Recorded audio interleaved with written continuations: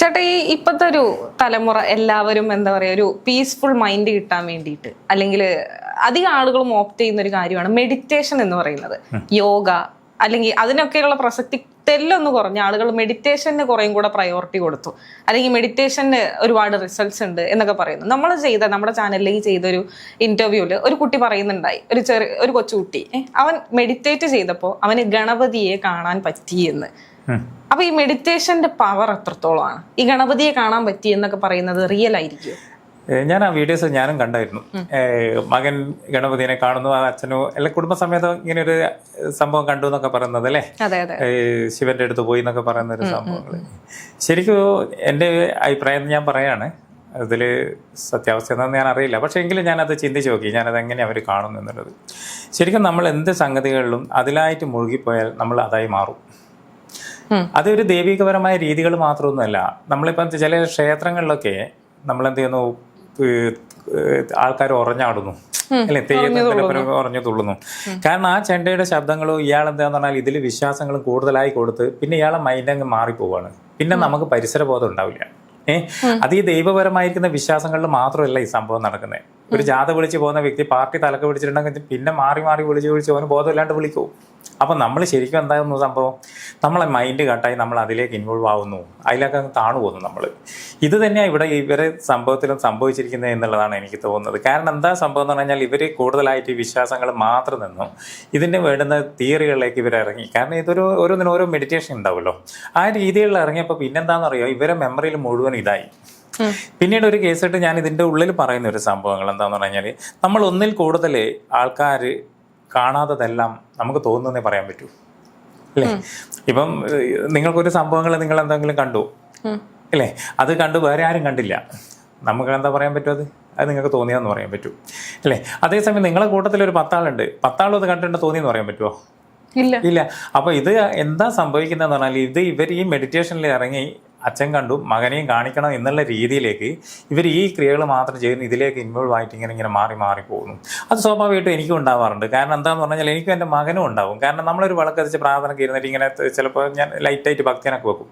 അപ്പോൾ ഈ ഭക്തിയാനൊക്കെ വെച്ചിട്ട് നമ്മളിങ്ങനെ പ്രാർത്ഥന ഇരിക്കുമ്പോൾ എന്താണെന്ന് അറിയാം, നമ്മളെ ഓട്ടോമാറ്റിക്കായിട്ട് നമ്മളെ മൈൻഡ് അങ്ങനെ അങ്ങ് പോകും. പക്ഷേ ഇതെനിക്ക് മാത്രമാണ്, എൻ്റെ മോനും പോകും. പക്ഷേ നമ്മളെന്താണെന്ന് അറിയാം, അതിൻ്റെ അങ്ങ് കടക്കാൻ വിടാറില്ല. കാരണം അപ്പോൾ നമ്മൾ എന്ത് ചെയ്യും, മൈൻഡ് മാറ്റി വരുന്നെങ്കിൽ ചെയ്താൽ.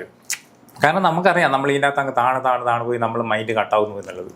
ശരിക്കും ഇവിടെ നടന്ന സംഭവം ഇത് തന്നെയാണ് എന്ന് ഞാൻ പറയും. അല്ല, പ്രാർത്ഥിച്ചു കഴിഞ്ഞു കഴിഞ്ഞാൽ അതിന് നമുക്ക് ശാന്തി ലഭിക്കുക, അല്ലെങ്കിൽ നമുക്ക് സ്വയമേവ ഒരു സംതൃപ്തി കിട്ടും. അതായത് എന്റെ കുറെ പ്രശ്നങ്ങൾ ചിലര് പറയുന്നത് ഞാൻ കേട്ടിട്ടുണ്ട്. ചിലർക്ക് ദൈവം അല്ലെങ്കിൽ പ്രാർത്ഥന എന്നൊക്കെ പറയുന്നത് ഒരു പ്രതീക്ഷയാണ്. അതായത് അങ്ങനെ ഒരാളുണ്ടെന്നോ അല്ലെങ്കിൽ അങ്ങനെ ഒരു ശക്തി ഉണ്ട് എന്നുള്ളതൊന്നുമല്ല, പക്ഷെ ഒരു പ്രതീക്ഷയാണ്. നമ്മുടെ പ്രശ്നങ്ങളൊക്കെ നമുക്ക് എല്ലാം ഏറ്റു പറയാനുള്ള ഒരു ഹോപ്പാണ് ആളുകൾക്ക് ദൈവം അല്ലെങ്കിൽ പ്രാർത്ഥന എന്നൊക്കെ പറയുന്നത്. പക്ഷേ ഈ പ്രാർത്ഥിച്ചു കഴിഞ്ഞു കഴിഞ്ഞാൽ ഒരു പരിധിക്ക് അപ്പുറം എത്തിക്കഴിഞ്ഞു കഴിഞ്ഞാൽ ഈ പലതും കാണാൻ പറ്റുക. ഇപ്പൊ തന്നെ ഈ കുട്ടി പറഞ്ഞ പോലെ മെഡിറ്റേറ്റ് ചെയ്ത് അതിന്റെ ഒരു എക്സ്റ്റെന്റ് എത്തിയപ്പോൾ ആ കുട്ടിക്ക് ഗണപതിയെ കാണാൻ പറ്റി, കൈലാസത്തിലെത്തി, അല്ലെങ്കിൽ ശിവഭഗവാനെ കണ്ടു എന്നൊക്കെ പറയുന്നത് ഫേക്ക് ആയില്ല. കറക്റ്റാണ്, ഫേക്ക് ആണ്. കാരണം എന്താ സംഭവം എന്ന് പറഞ്ഞു കഴിഞ്ഞാല് അവരവിടെ എത്തി, അവിടെ പോയി എന്നൊക്കെ പറയുന്നുണ്ടെങ്കിൽ ഇവര് ഈ കിടത്തത്തിന്റെ ഒന്നാണ് അവർക്ക് തോന്നുന്നുണ്ടാവുക. അല്ലാണ്ട് ഇവരൊക്കെ അവിടെ എത്താൻ പറ്റുമോ? അവിടെ എത്തുന്നുണ്ടെങ്കിൽ മറ്റുള്ള ആൾക്കാർ കാണണ്ടേ?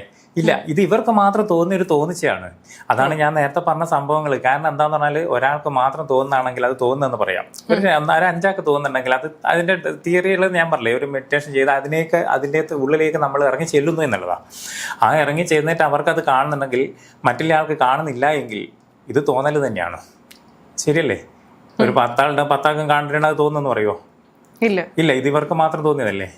അപ്പൊ നമുക്ക് അംഗീകരിക്കാൻ പറ്റുമോ പോയി എന്ന് പറഞ്ഞു കഴിഞ്ഞാൽ? ഞാൻ വേറൊരു ഉദാഹരണം ചോദിക്കട്ടെ. ചിലര് എന്താ പറയാ, ചില മന്ത്രവാദം ചെയ്തിട്ട് അതല്ലെങ്കിൽ ചിലര് പ്രാർത്ഥിച്ചിട്ട് തന്നെയും അവർക്ക് പലതും കാണാൻ പറ്റി എന്ന് പറയാറുണ്ട്. ചിലര് എന്താ പറയാ, പൂജകളൊക്കെ ചെയ്ത സമയത്ത്, അല്ലെങ്കിൽ നമ്മൾ പണ്ട് പുരാണങ്ങളിലൊക്കെ കേൾക്കാറുണ്ട്, തപസ്സിരുന്ന് കഴിഞ്ഞപ്പോ ദൈവം പ്രത്യക്ഷപ്പെട്ടു. അപ്പൊ അങ്ങനെയൊക്കെ തപസ്സിരുന്ന് കഴിഞ്ഞു കഴിഞ്ഞാൽ, അല്ലെങ്കിൽ അങ്ങനെ ഒരുപാട് ഇരുന്ന് പ്രാർത്ഥിച്ചു കഴിഞ്ഞു കഴിഞ്ഞാൽ ഒക്കെ ഈ ദൈവം പ്രത്യക്ഷപ്പെടുക എന്ന് പറയുന്നത് സത്യമാണ്. അതാണ്, അതിലും ഞാൻ ഈ പറഞ്ഞ സംഗതികൾ തന്നെ ഇവിടെ നടക്കുന്ന സംഭവങ്ങൾ. കാരണം നമ്മളെ മെമ്മറിയിൽ എപ്പോഴെന്താ ഉണ്ടാവുക, നമ്മൾ പ്രാർത്ഥിക്കുമ്പോൾ. ഇനിയിപ്പോൾ ഞാനൊരു കാര്യം പറയട്ടെ, നമ്മളൊരു ഭദ്രകാളി ദൈവത്തിനെ പ്രാർത്ഥിക്കുന്നു എന്ന് മനസ്സിലായിരുന്നു ചിന്തിക്കുക വെറുതെ. അപ്പം നമ്മളെപ്പോഴും ഇതിനെ ചിന്തിച്ചുകൊണ്ടിരിക്കുമ്പോൾ, എപ്പോഴും ഇത് തന്നെ പ്രാർത്ഥിച്ചുകൊണ്ടിരിക്കുമ്പോൾ നമ്മളെ മെമ്മറിയിൽ എന്താ ഉള്ളത്? ഇതാണ്. അല്ലെ? ഭദ്രകാളി തന്നെയാണ് നമ്മളെ മെമ്മറിയിൽ ഉണ്ടാവുക അല്ലേ? അപ്പൊ ഇത് നമ്മൾ നിരന്തരം പ്രാർത്ഥിച്ചുകൊണ്ടിരിക്കുമ്പോൾ എന്താ സംഭവങ്ങൾ? നമ്മൾ ഇതിനെ കാണുന്നതായിട്ടും ഇത് നമ്മളെടുത്ത് വരുന്നതായിട്ടും ഇത് നമുക്ക് അനുഗ്രഹം കിട്ടിയെന്ന് തോന്നുന്നത് എന്താ? ഇല്ല, അതിലെന്താ തെറ്റ്? ഇത് തന്നെ നടക്കുന്നുള്ളൂ. അല്ലാതെ ഇത് ഭദ്രകാളി മേലെ നിന്ന് വന്ന ഒരാൾക്ക് മാത്രം അനുഗ്രഹം കൊടുക്കുകയോ കാര്യങ്ങളോ ചെയ്യുന്നതാണോ? ഇതിലൊന്നും ഞാൻ വലിയ രീതികൾ ചെയ്യുന്നതല്ല. കാരണം ശരിക്കും നമ്മൾ അതായി മാറിപ്പോകുന്നതാണ് സംഭവങ്ങൾ. അല്ലാതെ ഇത് നമ്മൾക്ക് കാണാൻ പറ്റിയെന്ന് പറയുന്നത് ഞാൻ നേരത്തെ പറഞ്ഞതുപോലെ തന്നെയാണ്. ശരിക്കും ഞാനത് കണ്ടു എന്ന് പറയുന്നുണ്ട്, നിങ്ങൾക്ക് കാണാൻ പറ്റിയിട്ടുണ്ടെങ്കിൽ അത് ഇല്ലതാണെന്ന് പറയാം, ഉള്ളതാണെന്ന് പറയാം അല്ലേ? എനിക്ക് മാത്രം കാണാൻ പറ്റുന്ന തോന്നി, അല്ലാണ്ട് വേറെന്ത് പറയാം? അപ്പൊ ആളുകൾ ഫെയിമിന് വേണ്ടി അല്ലെങ്കിൽ ഫെയിമിന് വേണ്ടി എന്നല്ല, കാരണം അതും പറയാൻ പറ്റില്ല. ഫെയിമിന് വേണ്ടി എന്ന് പറയാൻ പറ്റില്ല. കാരണം എന്താന്ന് പറഞ്ഞാൽ അവരുടെ വിശ്വാസത്തിൽ അവർ ചെയ്യുന്നു. അത് നിരന്തരം അവരെ മെമ്മറിയിൽ കൊണ്ട് നടക്കുമ്പോൾ അവർക്ക് അതായി തോന്നുന്നു. അത് അവർ ഫേക്കിന് വേണ്ടിയോ അല്ലെങ്കിൽ അത് മറ്റൊരാളെ അവരെ കണ്ണുപിക്കാനോ വേണ്ടി ചെയ്യുന്നതല്ല. അത് അവർക്കൊരു താല്പര്യം, അവർക്ക് ഇഷ്ടപ്പെട്ടു, അവരെ ചെയ്യുന്നു. അതിൽ നമുക്ക് എന്ത് ചെയ്യാൻ പറ്റും? നമ്മൾ ഈ വേറൊരു കാര്യം ഞാൻ ചോദിക്കുവാണ്. ചില സ്ഥലങ്ങളിൽ നമ്മൾ കേൾക്കാറില്ല, ദൈവത്തിന്റെ ഫോട്ടോയിൽ നിന്ന് ഭസ്മം വരുന്നു, അങ്ങനത്തെ ഇൻസിഡന്റ് ഒക്കെ കേൾക്കാറുണ്ടല്ലോ. അതോ അതിനകത്ത് എന്താണ് പറയുന്നത്? ഇതിലൊക്കെ നമുക്ക് ഇതെല്ലാം കുറെ ഫേക്കാണ് ശരിക്കും, കേട്ടില്ലേ? ഇങ്ങനെ ഭസ്മം വരുന്നത് മാത്രമല്ല, നമ്മൾ ഒരു പ്രതിമേന്റെ മേലെ നിന്ന് ചോര വരുന്നതായിട്ട് കണ്ടിട്ടുണ്ട് അല്ലേ? ഇതൊക്കെ നമുക്ക് ഇന്നത്തെ തിയറികളിൽ ശരിക്കും നമുക്ക് എന്തും ചെയ്യാൻ പറ്റുന്ന കുറേ സംഗതികളുണ്ട്. ഇന്ന് സോഫ്റ്റ്വെയർ പല രീതികൾ ഇറങ്ങിയിട്ടുണ്ട്, കുറെ ടെക്നിക്ക് കണ്ടെത്തിയിട്ടുണ്ട്. കാരണം അതൊക്കെ നമ്മൾ ജനങ്ങളെ പിടിച്ചെടുക്കാനും റീൽസ് കിട്ടാനും വേണ്ടി ചെയ്യുന്നതെന്നേ ഞാൻ പറയുള്ളൂ. അങ്ങനെയൊന്നും ഒരിക്കലും ചെയ്യാൻ പറ്റില്ല, കേട്ടില്ലേ? ഇതൊക്കെ പണ്ടത്തെ കാലത്താണെങ്കിൽ ആൾ വിശ്വസിക്കുമായിരുന്നു.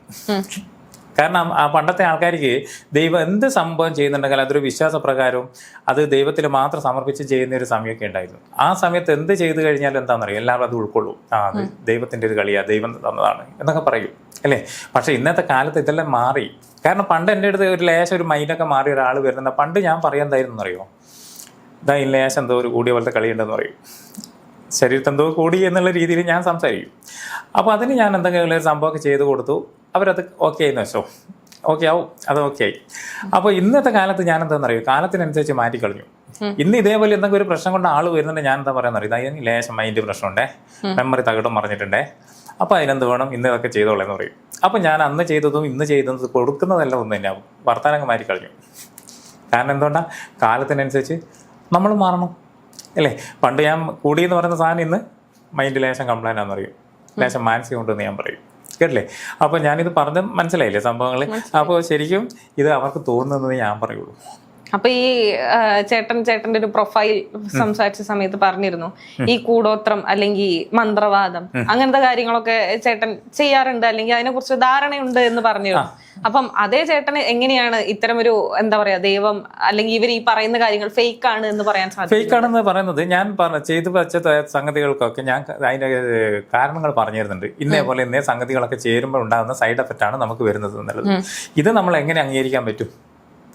അല്ല, ഇതേപോലെ അവർക്ക് എന്തെങ്കിലും റീസൺ പറയാനുണ്ടെങ്കിലോ, ഞാൻ മെഡിറ്റേഷൻ ചെയ്തു ഒരു പരിധിക്ക് അപ്പുറം എത്തിയപ്പോ എനിക്ക് എന്തെങ്കിലും മോക്ഷം ലഭിച്ചു, അല്ലെങ്കിൽ ഏതെങ്കിലും ഒരു സ്റ്റേറ്റിൽ എത്തിയപ്പോൾ അവർക്ക് എന്തെങ്കിലും ഫീൽ ചെയ്തു, അങ്ങനെ ഞാൻ ദൈവത്തെ ഞാനൊരു നേരത്തെ ഒരു കാര്യം ഞാനും പറഞ്ഞിട്ടുണ്ടായിരുന്നു, ഓർമ്മയുണ്ടോ? എന്താ സംഭവം പറഞ്ഞത്?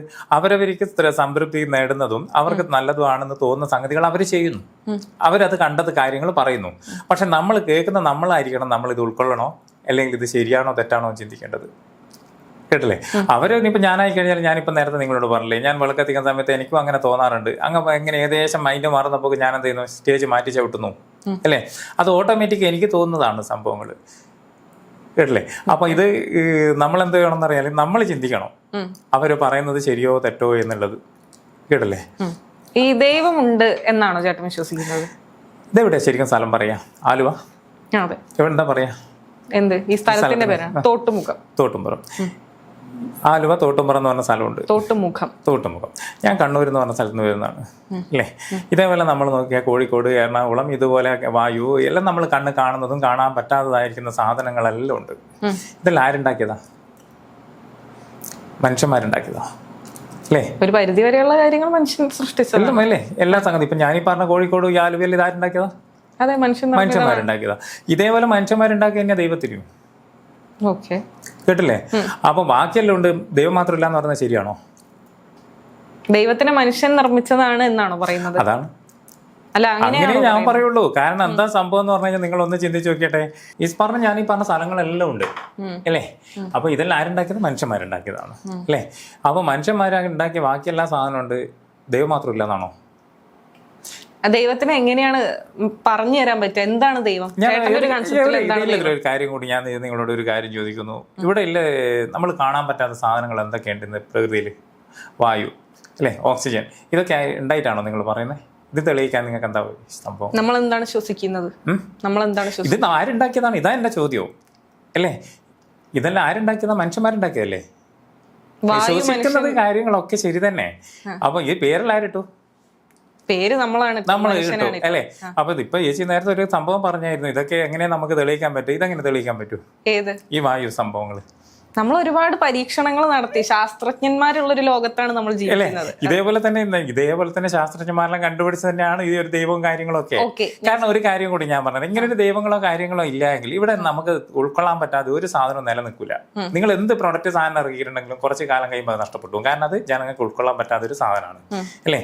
അപ്പൊ എന്ത് സംഗതികൾ നിങ്ങൾ പുറത്തിറക്കിയിട്ടുണ്ടെങ്കിലും അത് നമുക്ക് ഉൾക്കൊള്ളാൻ പറ്റാത്തതും അത് ശരിയല്ല എന്ന് തോന്നുന്നുണ്ടെങ്കിൽ കുറച്ച് കാലം ഇത് നിലനിൽക്കുള്ളൂ. ദൈവം എന്ന് പറയുന്ന സാധനങ്ങൾ നിങ്ങൾ കണ്ടോ? നിങ്ങൾ ഞാനും കണ്ടിട്ടില്ല. പക്ഷെ ഞാൻ പറഞ്ഞു വരുന്നത്, പണ്ടത്തെ ആൾക്കാർ മുതൽ ഇന്നത്തെ ആൾക്കാർ മുതൽ ഇനി അങ്ങോട്ടുള്ള തലമുറ ഇത് ഒഴിവാക്കാതെ നിൽക്കുന്നത് എന്തുകൊണ്ടാ?